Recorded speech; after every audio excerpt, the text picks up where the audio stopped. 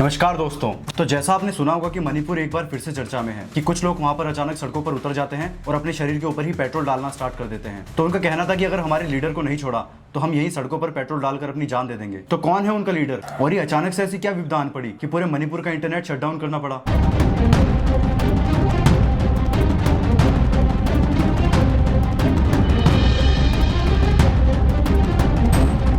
क्या कुकीज और मैतीज दोबारा से आमने सामने आ चुके हैं? तो आइए जानते हैं डिटेल में पूरी स्टोरी कि क्या है इसके पीछे की सच्चाई।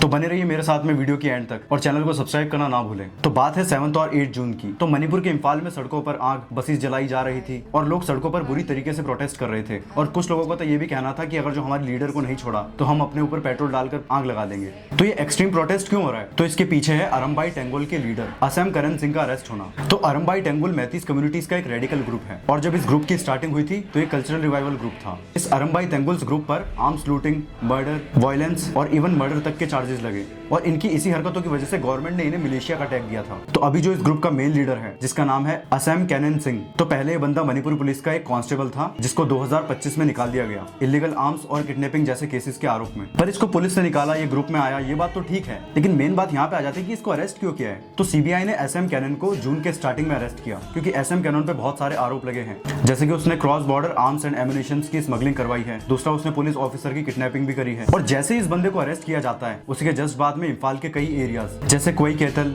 और उरीपोक में हंगामा मच गया। और जैसे ये बंदा अरेस्ट होता है उसी के जस्ट बाद में लोग सड़कों पे उतर आए, बसेस जली, टायर जलाए गए और पुलिस ने भी rubber bullets, tear gas in सब का इस्तेमाल किया। और इसी वजह से एक 13 साल का बच्चा भी गोली लगने से इंजर्ड हो गया। और इतने सब हंगामे की वजह से 5 डिस्ट्रिक्ट में कर्फ्यू लग गया। इम्फाल ईस्ट, इम्फाल वेस्ट, थौबल, कच्चिंग और बिष्णुपुर, इन सारे इलाकों में कर्फ्यू लगा दिया गया था। और इसी सब दंगे की वजह से सरकार ने 5 दिनों तक का इंटरनेट शटडाउन किया, जिसमें मोबाइल डाटा, ब्रॉडबैंड, वीपीएन सब चीजें बंद रहेंगी। और इसका मेन रीजन था कि प्रोटेस्टर्स सोशल मीडिया से मोबिलाइज कर रहे थे, वो बहुत ज्यादा मिस इन्फॉर्मेशन फैला रहे थे। और अगर मणिपुर में शटडाउन नहीं करते तो ये सारी बात कुकीज और मैतीस तक भी पहुंच जाती, जो कि अभी शांति का माहौल पूरा बना हुआ है, वो भी बिगड़ने में ज्यादा समय नहीं लगता। तो अरमबाई टेंगुल ने मणिपुर में 10 दिन का बंद अनाउंस किया है। उनका कहना है कि जब तक उनके लीडर बाहर नहीं आएंगे तब तक प्रोटेस्ट नहीं रुकेगा। और तो और स्टेट के एमएलए, एमपी, गवर्नर सबके सब प्रेशर बनाने की कोशिश कर रहे हैं। और इसी सब के बाद असम कैनन को गुवाहाटी शिफ्ट कर दिया गया है सुप्रीम कोर्ट के ऑर्डर के बाद। तो देखा आपने, मणिपुर में मैतीस कुकीज कम्युनिटीज के बीच में टेंशंस अभी भी जिंदा हैं और अभी भी बहुत सारी ऐसी संभावनाएं कि जिनसे प्रोटेस्ट और भी बढ़ सकते हैं।